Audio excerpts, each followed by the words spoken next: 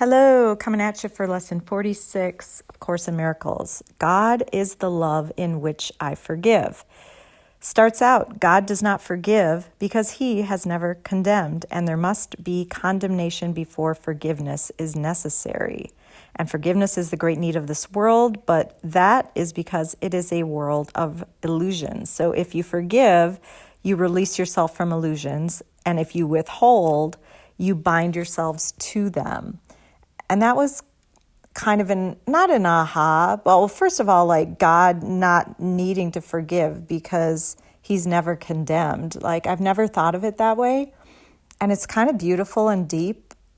And also like, wow, like he loves us that much. He doesn't, even if we make mistakes or screw up or do something that seems hurtful to him, he doesn't condemn us. He loves us unconditionally.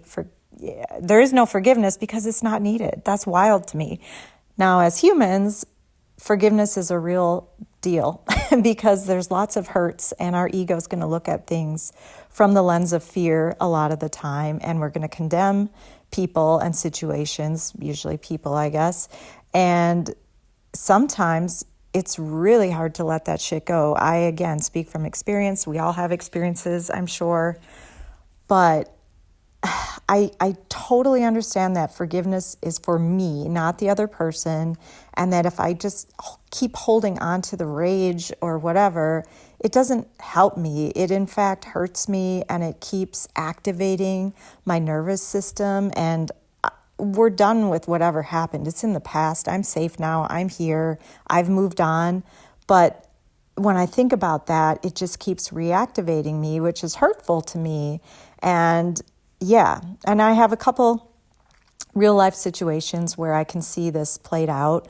I got divorced well over 10 years ago. I'm in a new marriage now, much better for me. But there were a lot of hurts from that first marriage. And for the first few years after my divorce, it was really hard to not think of that marriage and get riled up and feeling mad and upset and, oh my God, blah, blah, blah. And now this far past it, although there's things that I'll never forget and did hurt me, I wish my ex well. I don't speak with him anymore, but I really do wish him well. And I don't think about my old marriage much, and it's a pretty neutral feeling if it comes up. Now, I have a different situation with my prior employer of 8 years, the central bank, and they fired me after 8 years because I refused to get the COVID vaccine. And they offered no other alternatives like testing or masking or remote work. It was just, you do this or else. So I forced their hand. They fired me. I applied for unemployment. I got denied. I appealed. I got denied.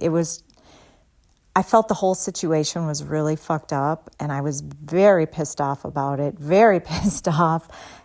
And I still am. After 4 years, I'm still pretty pissed off. It's not as much as it was, but it's still there. And I think it's because my nervous system still gets lit up when I think about it. And although I don't think about it as much when I do, I still just feel that, I want these people to fucking hear how this affected my life. And I think that's because it never got to have that experience of just like, you're going to listen on how this affected me personally. I don't need an apology. I know I'm not going to get one. But you're gonna fucking listen and sit with that. And because I don't get that, I need to find other ways to release it from my nervous system so that I can move to forgiveness, because I don't want to carry this anymore. I will not give them one more fucking ounce of my energy. They've taken enough. I'm not a victim. I did make a choice, but I'm done with giving them anything. So I'm going to work like a fucking banshee to dispel this out of my nervous system and get to the point of forgiveness, because you know what? God is the love in which I forgive. All right. Thanks for listening to my rant, and I hope you have a beautiful day.